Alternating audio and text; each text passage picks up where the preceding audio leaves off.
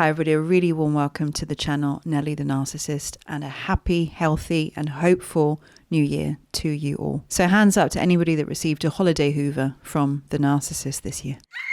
So the topic of today's video that I want to discuss with you is widely debated, and everybody's going to have their own views on this, but I certainly have mine. And what I'm going to be talking about is if a narcissist ever truly realizes what they lost in you. And this could be a really short video because I could answer the question and just say, yes, if you were valuable to them, if you benefited them, then of course they're going to realize what they've lost when you're no longer there. And this question gets asked constantly. Does a narcissist really miss you when they have other supplies going on? And of course they do. If you've been valuable supply to them, they don't want to lose it. They need as much as they can get. And when things don't work out with new people, they need backup sources to return to. But I want to ask a further question. Why is it only when the narcissist has lost you that they realize what they had? And the discussion that I will raise today will hopefully give you an insight to why you should never return to them once you've been discarded or once you've left. Because I can guarantee if you've been what is known as grade A quality supply to them, then it's not easy to replace you out there, by the way. Even when the narcissist disappears and they believe that they're going to go on and find another you or another 2 yous or 3 yous, when they qualify you as being replaceable and then they find out actually you're pretty irreplaceable, then do expect to be revalued and re-idolized and expect a hoover to come. And if you don't hear from them again, count that a blessing. But I want to prepare you in case you do and help you to understand why a narcissist can only value you from you being gone. Now, I'm sure that you know those Joni Mitchell lyrics. Don't it always seem to go that you don't know what you've got till it's gone? They've paved paradise and they've put up a parking lot. There is truth in this for everybody, as the song says. But this is never truer than reflecting upon the narcissistic relationship and how the narcissist reflects loss. Narcissists, they're always looking at what they don't have. They're never looking at what they actually have. And this is one of the worst aspects, in my opinion, of NPD, which leads a narcissist to be restless for all of their lives, searching for something that doesn't really exist. They believe somebody out there is going to sustain them and fulfill them for longer, but they end up in the same abusive cycle. Nobody can fulfill or sustain a narcissist. The narcissist is always searching for the next best thing that's going to give them that thrill. And yet never finding anything. They never find anything that sustains them for the longer term. And not only this, but nothing is ever enough. Even if they found someone with a yacht and a plane, several houses, and all the cash that, the narcissist could spend. The same thing would happen with that person. They would have fun for a moment, and then they would grow bored and restless. The thing with them is they're like those children that are spoiled brats. They're never grateful. On the flip, instead of having somebody with loads of money, they could have a comfortable life with somebody that truly loves them, that truly cares, that would do anything for them, that emotionally looks after them, and also, materially too. And that person still wouldn't be enough for them. There is nothing that is enough for them. And this is like a disease that they are inflicted with because they are driven by their impulses. And even when they have the best thing in the world, the best circumstance, the best life, the best person possible that they could ever get, they would be willing to trade it in a flash for something impulsive that comes along and sparks something in their brain. Oh yeah, I need to go and do this now. And this is just nothing that I've got. This is the issue. It's this childish level, which means that they can never reach adult fulfillment. And no matter who they're with, they can never be happy whilst you're there. Only for a very short time at the start of a relationship, in the idealization, are they happy. So the eyes of the narcissist are always transfixed on watching what they don't have, what they're missing out on whilst they're with you. And you will never be valued. That is until the moment that you've left their life. And even if you have something truly valuable to a narcissist, They always devalue it, and they always think that they can easily get that on offer someplace else. I've said before in multiple videos, it's like the narcissist is shopping at a store and there's an item there and they think, you know what, because it's always in that store, they grow tired of it. They think if they can just change and go to a different store, that item will still be in stock. Well, then they find out actually the other stores don't stock that item. And it's only the moment that that item isn't available anymore do they start to want it. Now, it's not necessarily that they start to value it, because I don't believe a narcissist can ever truly value anything. They can only devalue. But it's a question of a brat that only wants it when it's not there. They get bored when they've got it, but they want it when it's not there. So when they don't have you, but it's not you, it's whatever you offered them that was of great value, that's when the brat, the child, starts crying. Not because they realize how much they loved you, because of what you provided that they aren't getting any longer, and they're finding it difficult to find in other people. So let's create a visual scene. The narcissist, who is a child, has a toy, and it's you. You're the older toy. And the narcissist says to the parent, I'm bored of this toy. I don't want to play with it anymore. You can get rid of it. Go on, get rid of it. So the parent listens and says, okay, you don't want that.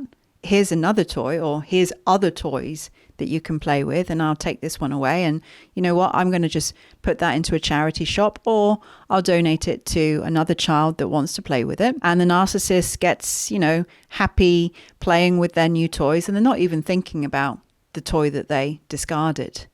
And then a moment comes where they're bored of this new toy or these toys, and they start questioning, was I right to get rid of that other toy?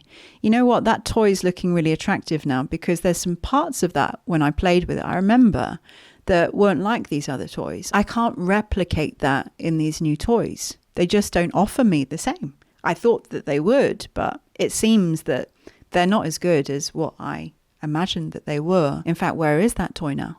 I want it. Who's playing with it? How dare they? Don't they know that's my toy? Honestly, the narcissist has the same immature level. They're thinking of people on the level of toys. Everybody, most humans are like this to some extent, not seeing people as toys, but seeing what they had when it's no longer there. But the difference is, people usually learn their lessons through losing something that was dear to them that they took for granted. Whereas narcissists just perpetuate this cycle because nothing is of value to anything outside of them. Plus, they treat everyone incredibly abusively. If you put all of that together, it's no wonder that people don't really want to be with narcissists in relationships, because even though the first 5 minutes is amazing, the rest of the relationship is pure hell. But people don't often recognize that or see that until they've broken the addiction and the trauma bond. I'm an empath here, and I know that there's many others amongst you watching this channel that can identify like that. But empath or not, like I said, if you've been amazing supply to a narcissist, and if you've checked quite a few of their boxes on the narcissistic needs list, and you service them in a way that they've never been serviced before, and obviously I'm not talking anything naughty here, if you've been really incredible supply and they haven't had that level that you gave them before, then they will definitely notice your absence. And I know there's a lot of people that say, narcissists don't care. They just go on to new supply and they find someone else and they forget about you. It's not true. They may and probably do go on to new supply, as they can never ever be without someone or two. And maybe for the first, phase of idealization, they are focusing on someone new. But if you've been that incredible supply source and they haven't had anyone like you before, believe me, they're not likely to have anybody like you afterwards. And also, you become like their gold standard. They're going to be comparing every single new supply source and holding it up against you to see how it compares. And this is natural. If I've been wearing, for example, a 24 karat gold ring and then I replace it, and someone offers me a new ring, I want to hold it up to the light and inspect it. What type of ring is this? Is it gold? If so, what type of gold? How many carat? I don't want to downgrade. I want to upgrade. But the thing is, finding an upgrade on something that is already the best that you could possibly get isn't really going to be possible. So I'm going to speak from an empath's perspective of what I've seen. Towards the end of a relationship, at the point of discard with a narcissist, they are going to believe that whatever you offered them, they can readily find from somebody else. They think that the next person is just going to give them everything that you gave them. And they're so buoyed up on an empath's energy towards the end that they become obscene and obnoxious. And they honestly believe that all of that energy that they have robbed from you, that's coming from you as the source, is actually them. They forget that it's you. So they decide, and they let you know most often, that they don't need you. And you're nothing and you're nobody. But when they venture off into the big wide world, they realize it isn't as easy as they thought they would be. Many struggle to find adequate supply, and it's not like empaths or very empathetic and kind and compassionate givers are waiting around every turn to offer them the world. Now, empath or not, I'm sure that you know that finding truly genuine, real, giving, kind, amazing people is not easy in the world. It's not like everybody's like that. And so finding really great sources of supply is not necessarily easy for the narcissist, especially as they get older. And they have to find this out the hard way. And they do a lot of searching high and low, trying to desperately search for someone that could fill your shoes. And they may audition a lot of potentials, and they may even have to settle for someone or more than just one that can meet their narcissistic supply needs. But it's still not easy. It's not like it was before. Before, they went into one store and they stocked up mostly all of their items from that store. And now they have to go here for water, over here for apples, over there for oranges. And the water tastes like chlorine, and the apples and oranges aren't so fresh. This is something that people neglect to realize.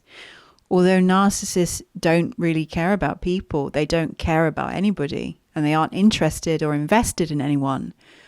They are heavily invested in narcissistic supply, though, because their lives depend on it. They have no life without narcissistic supply. You know, it gives them fuel, it gives them life fuel. So although they aren't invested in people as individuals, they are invested in what that person is able to offer them. It's not the fuel tank that they care about. It's the fuel that's inside of it. They care about your fuel. Some people have better fuel than others, and that's a fact. So they want to go to your garage to top up because your fuel takes them the extra mileage, whereas others just burn out. And they do recognize people's fuel, and that's what they miss. They miss the fuel. And anything else in the way of conveniences and benefits that they had with you specifically. But like everybody else, they only know what they had with you when they no longer have it and you're no longer around. And it's only in your absence and through the comparison without you with the new supply are they able to see the weight of your fuel. And in a way, they can see your value. But again, it's not you as an individual. It's what you have on offer to them in the way of narcissistic supply. And usually the other things, you know, safety, services, sometimes even sex too. Narcissists, they do become very angry through frustration when they can't find someone that is adequate to match what they had with you. And narcissists can even become totally obsessional at this stage with a past supply because of that. And it's possible that they make it their goal to get you back. And although a lot of people, and at large, you know, a part of human nature, like I said, is only knowing what someone means to them when they've lost it. You know, it's the same with narcissists, but there are two massive differences. One, as I said, the narcissist isn't realizing suddenly that they love you or miss you. They've figured out that their life was better with you than without you for narcissistic reasons. They want that 24 karat gold back. They don't want any imitation metals or any blends. They want what you are. The second difference is, although as a healthy person, when you lose and you realize from the loss how much the person meant to you on a human level and how much you love and miss them, if you ever did manage to get a second chance with them, usually you're going to do all that's possible to keep them and treat them well. But with narcissists, they aren't going to do this. And this is why hoovers really need to be ignored. The sickness of narcissism means that whoever the narcissist has in their lives, in intimate relationship, they're going to devalue them. So imagine the narcissist loses you, either through a discard or you walking away, and then they realize that you were this incredible being that was better than anybody else, and they do everything possible to hoover and re-engage you back into the relationship with them for a do-over for round 2. As soon as you return to them, it will be great, like I said, for 5 minutes, and then they're going to diminish and devalue you, though, like worse and a lot faster than the first time. Their second idealization will literally disappear in the blink of an eye. Why? Because they can never ever appreciate what they have. And this is the huge sickness. This leads them to live their life always seeking, always wanting more. And the reality is they end up with less and less every single time. They can have so much and they can lose it all because they're never happy or contented. That in itself is torment. They're going to live their lives looking at what they had and what they've got. They're always looking what they had. What have I got? What did I have? What have I got? The glass is never half full. It's always half empty.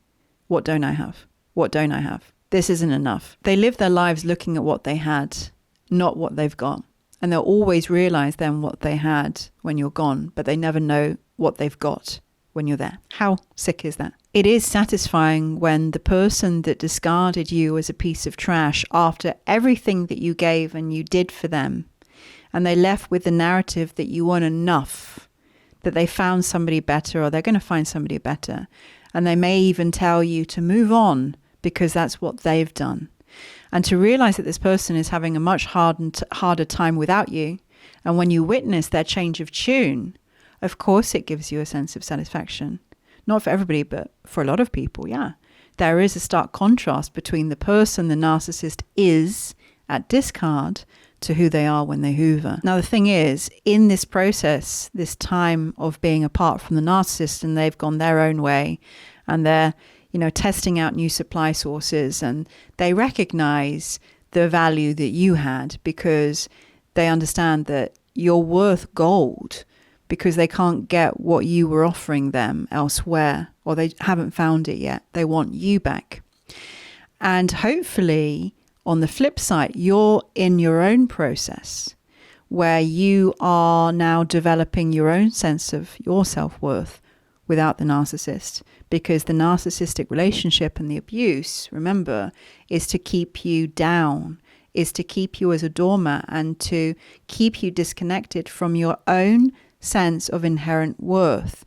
The narcissist sets themselves up as your validator. If they're your validator, they're also your invalidator.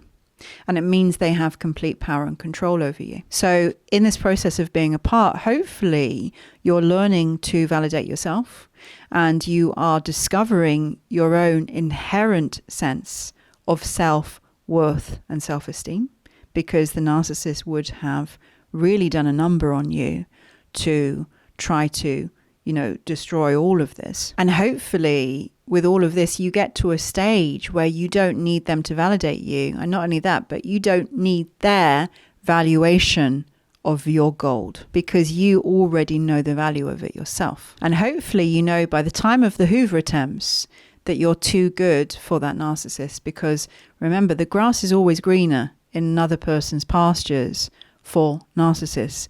So even though they lost you and realized that your supply was something that they can't replace, elsewhere, and they want to get you back, they have a very short-term memory and they're very impulsive.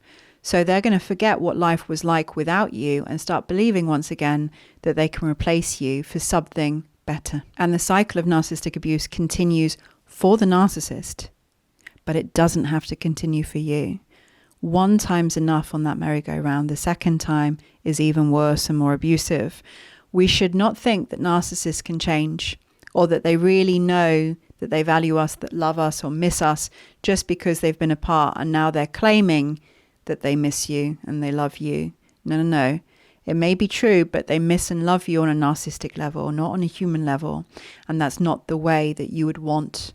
And to return to the narcissist it wouldn't take that many weeks before you immediately regretted that decision. Now, if you create a mortification for the narcissist upon your departure, if you narcissistically injured them or ninjured them, as I like to say, to the point of mortification, then they most likely will not hoover because you're going to be a danger zone. They don't want anybody around that is a threat to their narcissistic superstructure, the house of cards that they're built upon, because it is a house of cards. It doesn't take much for that structure to come tumbling down. So if you threaten the narcissist's sense of grandeur and, they've been narcissistically attacked by you, they're going to stay away. But it doesn't mean that they don't miss you. And it doesn't mean that they aren't in a supply crisis in their current situation. And I don't want you to feel in any way sorry for them. And I hope that you don't.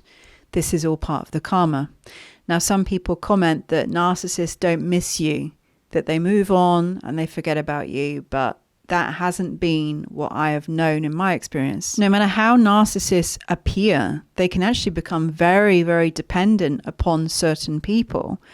Now, if they have been able to be themselves with you, and I mean unmasked, and they've been able to be really, really disgustingly abusive, then for them, that's amazing. You've taken their abuse. You didn't immediately run. This sickly can mean a lot to them because they aren't able to really unmask with everyone. And even fewer would be able to stand with the narcissist's abuse and negativity. Now, personally, I was able to withstand with a lot of abuse because I had this love conquers all mentality. For a long time, I wasn't going to let go. And I'm happy that in the end I was forced to let go because it became so scary that if I didn't let go, I wouldn't be standing here today. But being able to withstand abuse, it's not a badge of honor, but it earns you the stripes from the narcissist. They commend you for that strength and they struggle to forget it. And I got told, you're the only one that could stand with me. And I look back now and I think, oh gosh, that wasn't a good thing. So it seems that if the narcissist is able to unleash their negativity onto you and use you as a whipping post and you still show love to them and you don't leave them, they'll miss you. They'll miss you a lot because they wonder, where's that person that I can unleash hell on that allows me to be me? This is the toxic bondage that a narcissist can create with a victim. Because, they can tell you that they need you, that they can be themselves with you, and that they feel alive with you. And all this is true because you've created the conditions that's held their trauma, but you have taken their abuse. And when you know that you are likely one of the only people, if not the only person, that is offering the narcissist this opportunity to truly be themselves unmasked, and you're giving them something that other people can't give them.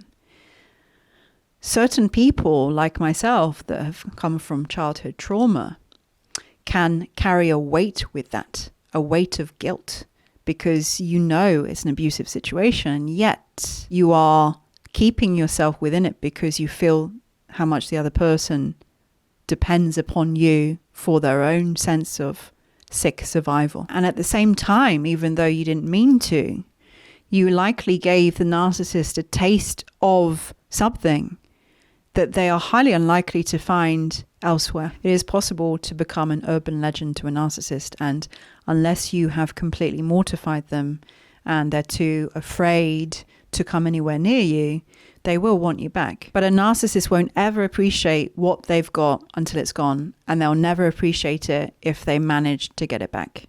They've got no appreciation for the good things and the best things, by the way, in their lives. To have appreciation, you really have to have positive emotions. You have to have foresight. You have to have self-reflection, and you have to have love. They don't have the capacity. They don't have any capacity for true appreciation. It's just not within them. And the biggest conflict that I can see in narcissists, and it's painful to witness, is on one hand, there's a huge part of them that needs love so badly, that needs your love, that is almost on a childlike level, because if you're close to them, you do become aware of their vulnerability and their internal chaos and their dependency upon you to regulate them. On this one hand, they're looking for love. They're looking for a safe, stable place, somebody to take care of them. They're seeking this toxic, radical acceptance for their abusive ways. But on the other hand, if and when you do try to love the narcissist, the reality is they're going to end you.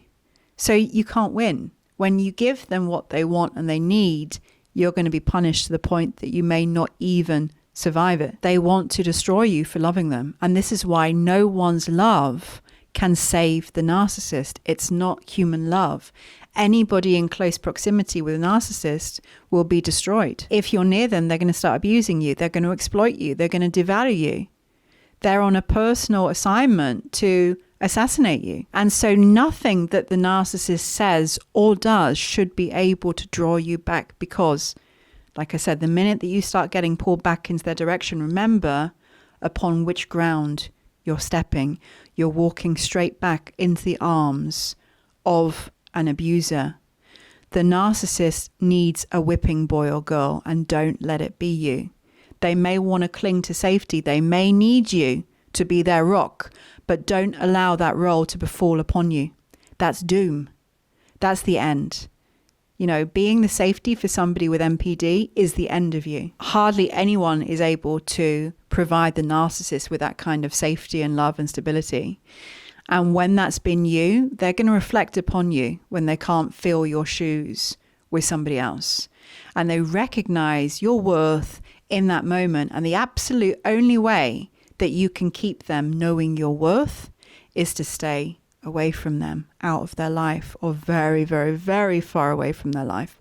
Because the moment you're back, they're going to instantly trash and dismantle you. The moment that they feel like they have you again within their control, then they'll start devaluing you as part of the furniture.